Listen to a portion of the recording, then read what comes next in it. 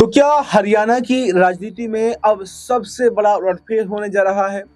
और क्या इस बार भूपेंद्र हुड्डा के साथ में अब राव इंद्रजीत सिंह की बेटी यानी कि आरती राव डिप्टी सीएम होंगी?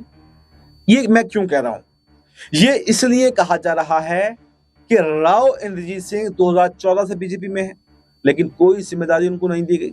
बड़ी मुश्किल तमाम उनकी बेटी आरती राव को स्वास्थ्य मंत्रालय सौंपा गया, जबकि उनकी मांग थी कि डिप्टी सीएम बनाया जाए या फिर राव इंद्रजीत सिंह खुद जो है सीएम कुर्सी के दावेदार थे, लेकिन कुछ भी जिम्मेदारी नहीं दी गई।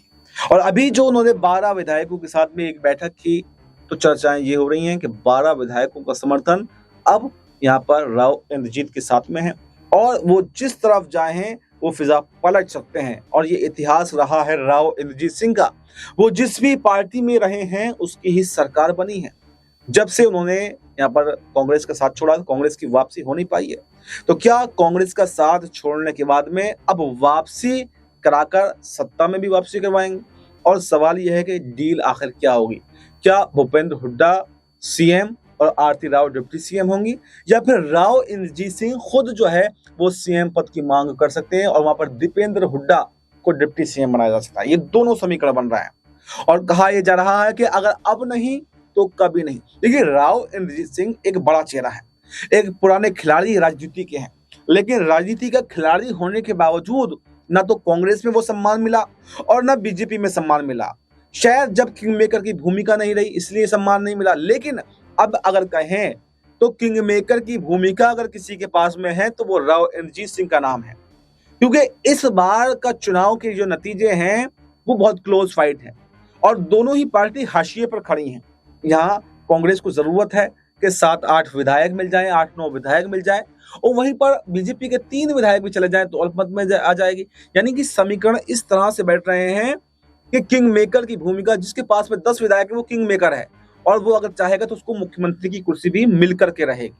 और उस सिचुएशन में अगर कोई व्यक्ति हरियाणा के अंदर है तो उसका नाम राव इंद्रजीत सिंह है और उन्होंने 12 विधायकों संग बैठक करके इस बात के सबूत भी दे दिए कि उनके साथ में कितना समर्थन है और वो कितना बल रखते हैं और क्या सत्ता में परिवर्तन भी करा सकते हैं।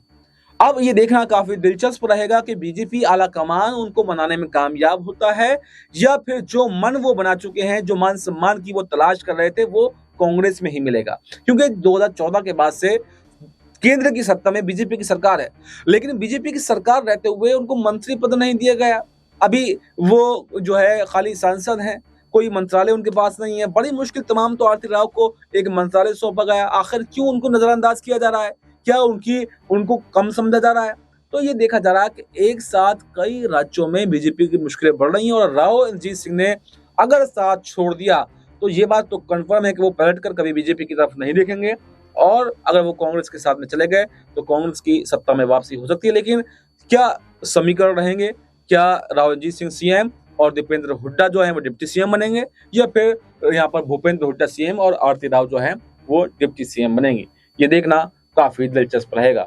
इस रिपोर्ट में फिलहाल इतना ही। इस पूरे मुद्दे पर आपकी क्या राय है? आपकी जो भी राय हो वो कमेंट बॉक्स में जरूर बताएं और हमें दीजिए इजाजत। नमस्कार।